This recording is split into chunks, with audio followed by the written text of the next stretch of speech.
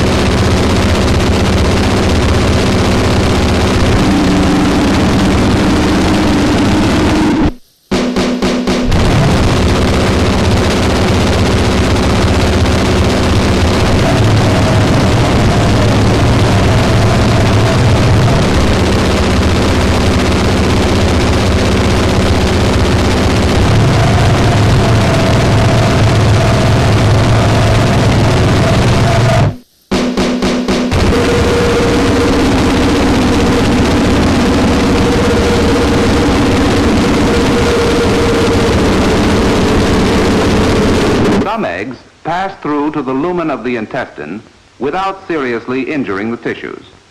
Others provoke formation of abscesses.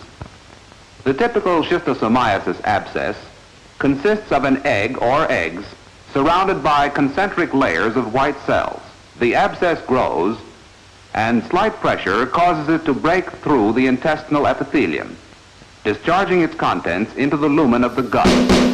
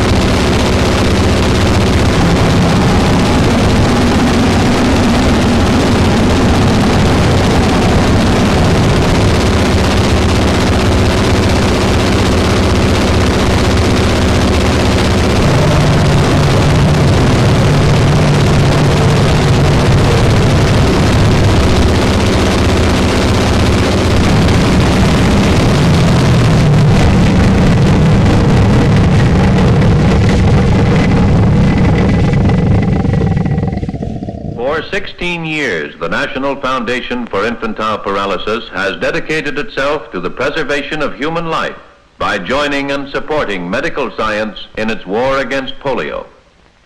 In the spring of 1954, the National Foundation proudly and hopefully sponsored a nationwide test of a trial vaccine designed to prevent paralytic poliomyelitis caused by the 3 known types of poliovirus.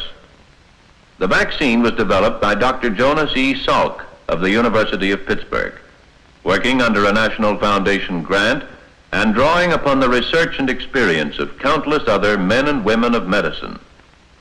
Because science now knows that in many ways the poliovirus abides by the well-established laws of immunology, it is fervently hoped that this vaccine will give effective immunity to the last major epidemic disease still on the increase in the United States today.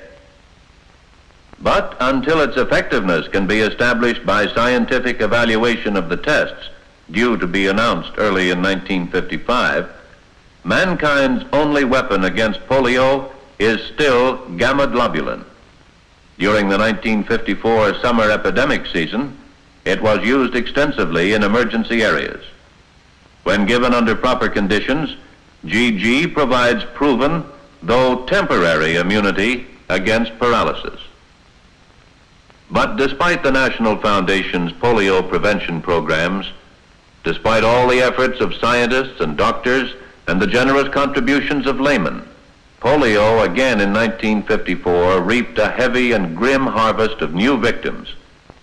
It added thousands more to the 67,000 patients of other years who in January 1954 were still totally or partially dependent upon the National Foundation for help in getting care. Many new patients, as well as hundreds of the older ones, are respiratory cases. Medical knowledge and adequate care have now made it possible for many more of these severely stricken polio patients to survive than in earlier years. But survival itself and eventual recovery are dependent upon early diagnosis and prompt treatment. When the staff of the General Hospital gives the polio patient the advantages of early diagnosis and prompt treatment and follows through with the personnel and equipment needed for continuing care, the paralyzed patient has a greater chance for survival and recovery with less physical and emotional disability.